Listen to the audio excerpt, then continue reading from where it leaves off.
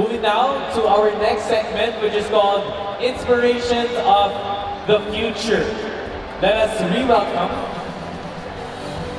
our next speaker, the Managing Partner and Chief Executive Officer of Du-Baladad and Associates. Let us all welcome Attorney Benedicta Du-Baladad.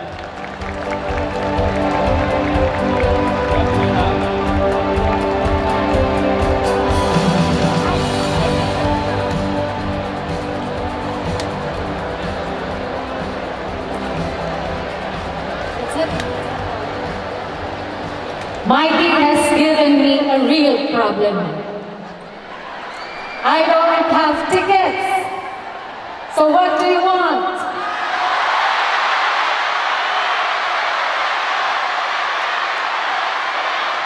Food.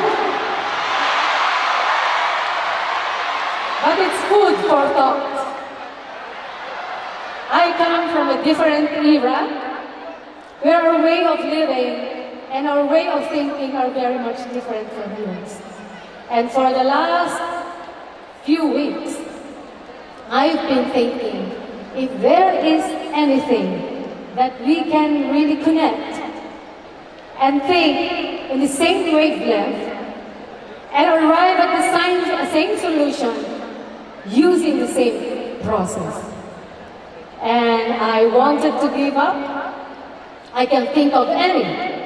But then, there are principles in life that for so many years, they have been tested. And I was thinking, maybe I'll talk about leadership, for after all, JFinex wants you to become our future leaders. And I'll try to start with, where will I? And I start with this quote of the Sarizan, that the youth, you are the hope of our motherland. This is a much discussed quote from the Sarizan. If the youth of today are still the hope of the motherland. And from this, you are not alone. I'd like to add that we, your elders, are tasked with a great responsibility to lay down the foundation for the youth of today to become strong and responsible leaders for us someday. And so today I fulfill that responsibility that has been put on our shoulders as your elders, to mold you into responsible leaders of tomorrow. And I saw this one. The most powerful leadership tool you have is your own personal example. That's by John Wooden. And to stay true to what John Wooden said, the next of the slides would be a tour of my picture gallery, to show you what kind of life I had in my life. See this picture? I come from a middle-class family. I am not that lady there on my right, living in a mansion with so many cars, with expensive dogs, with expensive shoes. Neither do I come from a family where children have to beg, where children have to work to look for food. I come from a family, a middle-class family, where parents can afford to bring their 6 children to school and have a good education. A family where we live in a modest home. A family who can afford to give their children 3 nutritious meals a day. And I'd like to emphasize, because I think 90% of you here comes from the middle class. And that picture there is not for nothing, it is a purpose. It is to emphasize the value of education for the middle class, because we have a very important role to play in this society. We are the bridge to bind the higher and the lower classes together, between the capitalist and the labor force, into a single, unified society. That is the role that we have to play in our society. The strong middle class is a social class that is supposed to be composed of people who are well educated. And that is why education is very important. Because we are the balancer, we see the evils in society, we push the government for governance and push them to be accountable to us. That is what you and I and most of you here, that is our role in the society. And the important role of the middle class is also to grow the economy. We create demand. We exact for good governance, the way we do things. A large and secure and strong middle class drives economic growth and investment. They can best guarantee good governance, which is a key to sustain economic growth. And if you can see here, most of our great leaders come from middle-class families. And someday, we hope that leaders from this group would emerge to become great leaders like them. And that is our role as your elders, to guide you to become those leaders someday. So I have my own 10 lessons for leadership development for the youth. Those quotes are coming from me, and for apologies, but I will have to show you or put you in a tour of my picture gallery, because I believe in that quote that the best example would be yourself. And the first one is love your country first. Love your country, be proud of your race. Nationalism is something that is self-imposed. It is not something that should be exacted from you. Because no matter how good you are, when you go out there, people will always look at you the way they look at their country. And therefore, it is your duty to help and elevate your country. And from love of country springs so many things. The desire to lead and serve. The desire to hope for the future, for a better tomorrow. And then be you. Be yourself. You should create or invent your own style of management. Do not pretend to be somebody else. And if you have weaknesses, accept them and try to improve on them. If you have strength, you capitalize on them. I am that in the picture. It's a high school picture. No, not yet. Can we go back? It's a high school picture, and while all my friends are budding into young ladies, I was there, like a grade 5 student, flat-chested, small, thin. They all have suitors. I don't have one. But look at that picture. Don't I look like the boss of them all? I was the leader of that group because I used my strength to cover up for whatever weakness I may have, and that is looking too small and frail and not beautiful. And as a child, I tried to find my strength. And so whenever there is a contest, I go. I join. There's a contest for singing, I join. There's a contest for declamation, I join. There's a contest for oration, I join. And even in beauty contest, even with this height, I join to prove that beauty title is not only for the beautiful and tall, but for ladies that have the guts to question standards. So So even as a child, I was that. Work hard and stay focused, but have fun along the way. People who work and work, they end up nerd. People who work and work don't see the beautiful things that pass their way. Having fun is a way of having a mind that is refreshed, so that when you go back to work, you can look at things in different perspective, in a creative way. That would give you a good decision. And in my case, I work to death from Monday to Friday, but weekdays are mine. They are for myself. And what will I do? I do all kinds of things. I paint our wall, I paint our bubong, I paint the doors, I paint the walls. And when I go out, this is also what I do. I put colors on almost everything. The pathways, the garage.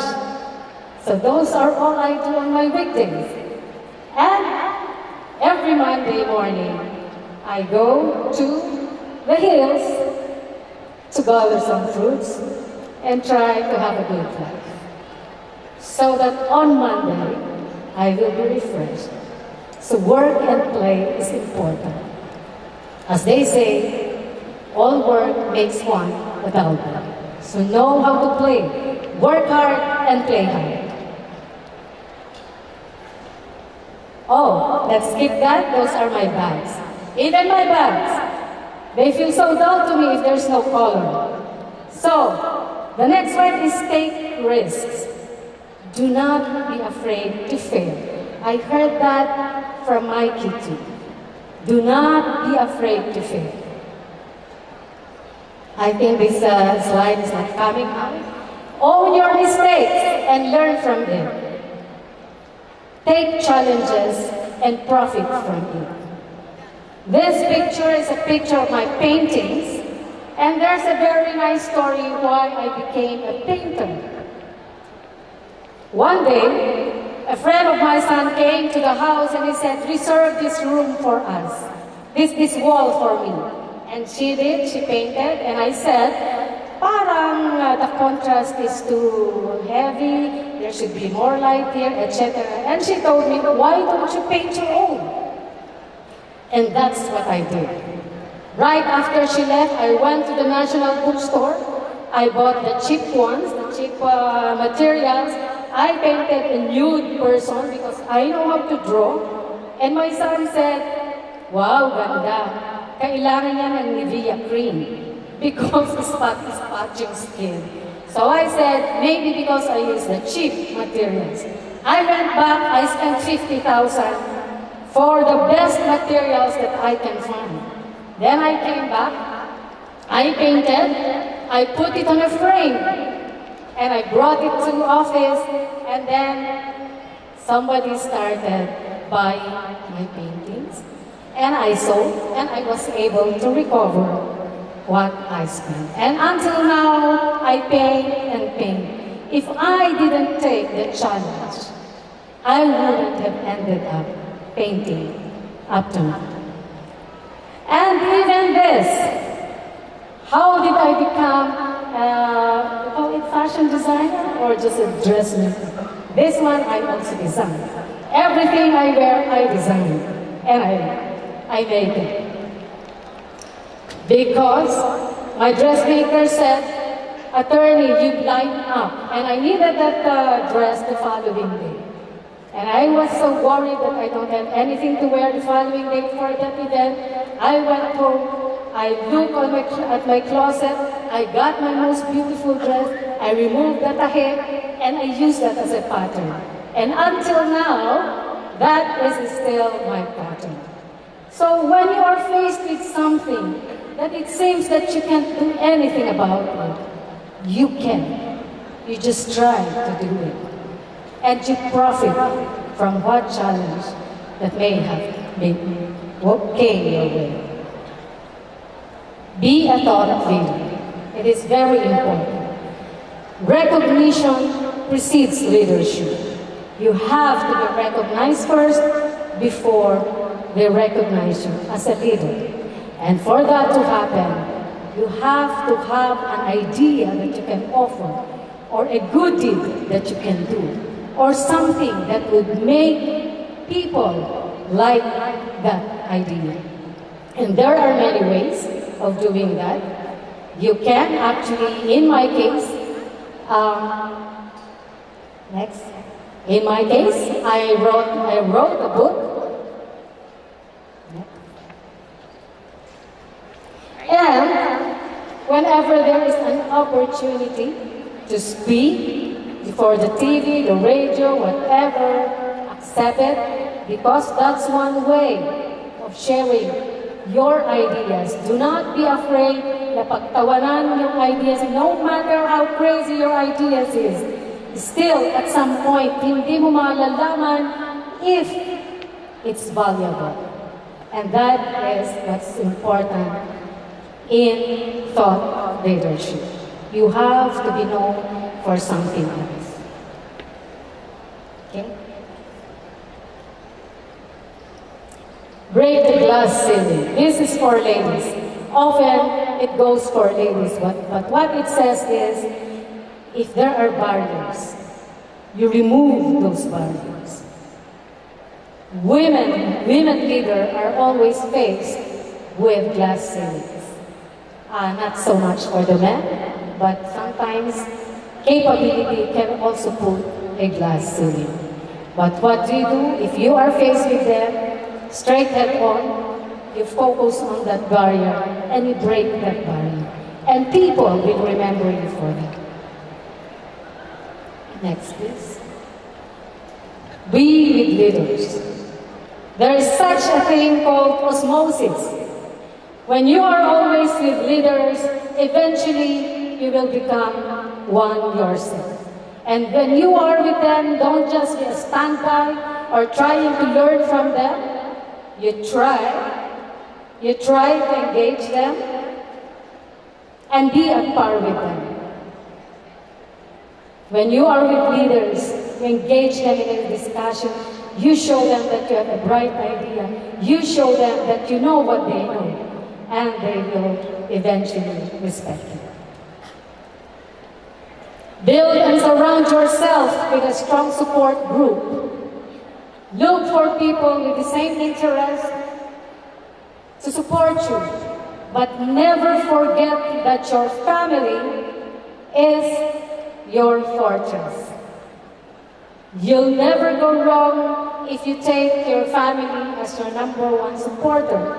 When you have problems, nobody can help you best but your family. So always remember to go back to your family and ask for their advice, especially your parents. Of course, this is #9. Strive to do more, give more, and dream more to inspire others to follow. Joey said, dream big. And I say, dream big, not only for yourself, but for others. I dream that all Filipino children should have ready access to good education. And so I set up this foundation to focus on building schools and giving good facilities to public schools in far-flung areas so that children will not need to have classes anymore under the trees or sit with 2 others in a single chair or walk 4 hours from their home to school every day. I dream that Filipino children will enjoy going to school with the best facilities and the best learning tools that can be available to them. In our foundation, this is our motto: one college graduate in every Filipino home to save the whole family from poverty. And we have lived to that goal. Also, through livelihood, I am not a congressman, I am not a public servant. But in my heart, I do these things because I want to help the country, because love your country first. And through livelihood, we dream that every Filipino will live a decent living. All Filipinos deserves to live in a decent house, to have dignity, live with dignity, to be able to send their children to school. And that is through livelihood. Of course, the last is that you may not be leaders, you may not be born leaders, but remember always that leadership can be learned. You just have to work hard to be one. I work and work harder and work hardest to earn the right to be on this stage today, to say what I have been saying for the last 30 minutes. So thank you very much. I don't have the tickets, but you can have lunch after this. Thank you. Thank you so much, Attorney. Now we call on Ms. Dana. Ms. Dana, Sir Benny, and Ms. Maribik for prizes. I'll make it Ms. Dana and Sir Benny only.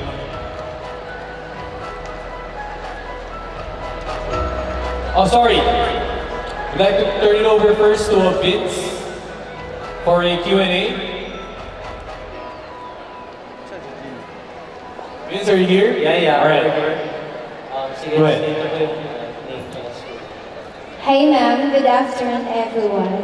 So my name is Debbie Ann Erazo.